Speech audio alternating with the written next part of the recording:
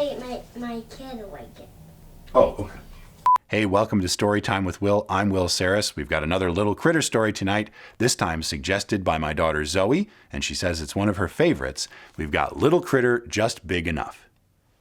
Every morning on my way to school, I sit in the same seat on the school bus. I like my seat because it is between two of my friends. We talk and laugh all the way to school. It's the best. But one morning, a big kid took my seat. I knew it was just a mistake. "Excuse me," I said, "you're sitting in my seat." The big kid didn't move. He didn't even look at me.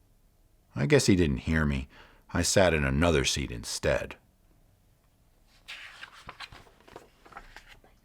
At recess, I saw the big kids playing football. I wanted to play football too. But when I asked, they said I couldn't play because I was too small. That made me feel bad. At lunch, the big kids got in line first and took all of the cupcakes. I told them that they had to share, but they only laughed at me. They told me the cupcakes were just for them. That didn't sound right to me. I was mad. "I wish I were bigger," I said to my friends. "Then no one could sit in my seat on the bus or say I can't play football or take all of the cupcakes." My friends agreed. They didn't get any cupcakes either, and I know they're good at football too, because we play in the park together after school. That night, I couldn't sleep, so I read a comic book in bed. The story was about a super smart hero who built lots of inventions to stop bad guys. And that's when I got a great idea.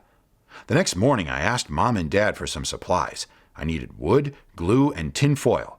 Little sister let me use some of her art supplies, too. "What are you making?" asked little sister. "A growing machine," I said, "just like the hero in my comic book." I carried everything out to the backyard. That would be my secret lab. I worked on the growing machine all morning. When it was finished, I sprinkled glitter on it so it sparkled like the one in the comic book I had read. I made a helmet and vest out of tin foil, then I put on my tinfoil suit and climbed into the growing machine. It was time to try my invention. I sat in the growing machine all afternoon. I read comic books. I took naps. I even ate my lunch there. When it became dark, Dad came out to my secret lab. "It's time to come inside," he said. "Did I grow?" I asked. I sat up straight and puffed out my chest, trying to look as big as possible. Dad looked at me very, very closely. He shook his head and smiled. "You look like the same little critter to me," he said.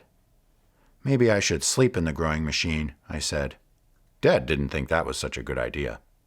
The next day I went to Grandma and Grandpa's farm. "What's the matter, little critter?" asked Grandpa. I told Grandpa all about the big kids at school and how I was trying to get big too, so that I could do all the things the big kids did. "I know just how you feel," said Grandpa. "You do?" I asked. Grandpa was one of the biggest critters I knew. How could he know what it's like to be little? "Let me show you something," Grandpa said. Grandpa took me out to the meadow. "Look at those two horses," he said. "Which one do you think is the fastest?" "The big one," I said. That question was easy. "Am I right?" I asked. "Let's see," he said. Grandpa let the big horse and the little horse loose. They started to run across the field. At first they were neck and neck, and then one pulled ahead. Do you know which one was the fastest? The little one. I don't know how, but Grandpa knew just what to do to make me feel better. The next day at school, I asked the big kids again if I could play football. When they said I was too small, I started to get mad. "I challenge you to a relay race," I said. "The big kids against the little kids." The big kids laughed at first. Then they saw I was serious and they said, "Okay." The whole school came to watch the race. We lined up in the schoolyard, 3 little kids and 3 big kids. I was nervous, but I ran as fast as I could. So did my friends. And you know what? The little kids won. We did something better than the big kids could. and that felt great. I didn't feel so small anymore. So I guess sometimes being small is just big enough.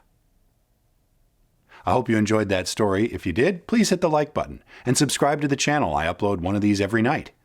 Until next time, please stay safe and stay healthy. I love little critters.